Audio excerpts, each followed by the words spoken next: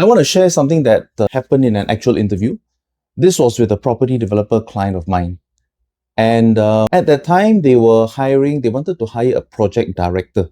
So project director means they want a project manager who has an experience, but this project director would be the head of the project managers in the company.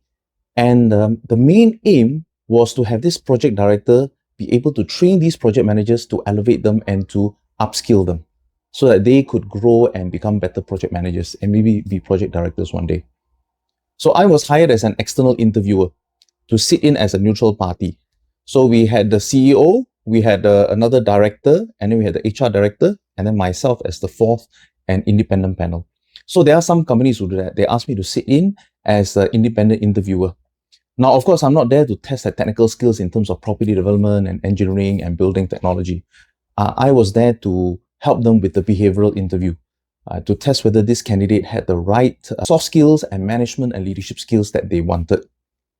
And in this case, there was one particular skill they wanted, one particular competency, and that is called developing others, also known as coaching, right? They wanted this project director to have the ability and the competency to coach and to develop the project managers.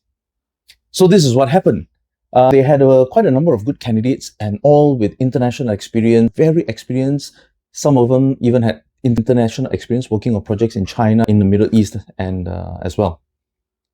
So there was one candidate who came, and he, again, technically very sound, decades of experience, and technical-wise, project-wise, he was there, right? But then we started to ask him this question. We asked him this BEI question.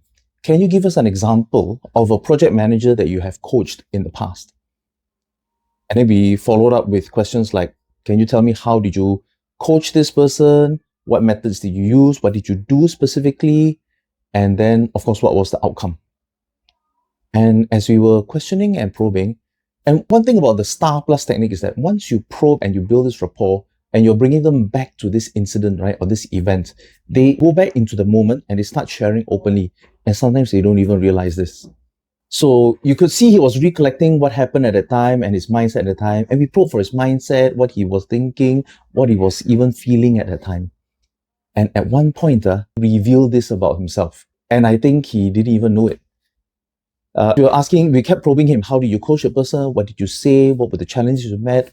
And finally, at one point he said this. He said, of course, as a manager, I train and coach my people, but you can't teach them everything, right? You got to keep a few things for yourself. You can't teach them everything. Wow, when he said that, I think all the interviewers, including myself, now we're all trained interviewers, right? I think we caught that. But in an interview, you don't want to react. You just listen and you take notes. But that was a very strong point, because what did it tell us? It told us that his mindset was that he was willing to teach, but he's not going to teach you everything. He's like one of those old Kung Fu masters that you watch in those Kung Fu movies. The master will teach the disciple 99 out of the 100 steps, but he will not teach you the last step, because that's what he wants to keep himself in case one day this disciple challenges me, right? I still got a one move that I can defeat you with. So I'm not going to teach you that. But if you carry that kind of mindset, will you be an effective coach to these project managers? So after the interview, when the candidate left, all the four of us, the interview panel, discussed, we compared notes, and we all agreed that he would not be the right person. Even though technically he was great, he had the experience, he had the projects, he would be a great project director, but he did not have the one competency they wanted, which was coaching and developing others. Because the aim of the company was to develop the project managers. So it's not to say he wasn't a good candidate to be a project director. He did not fit the job requirement.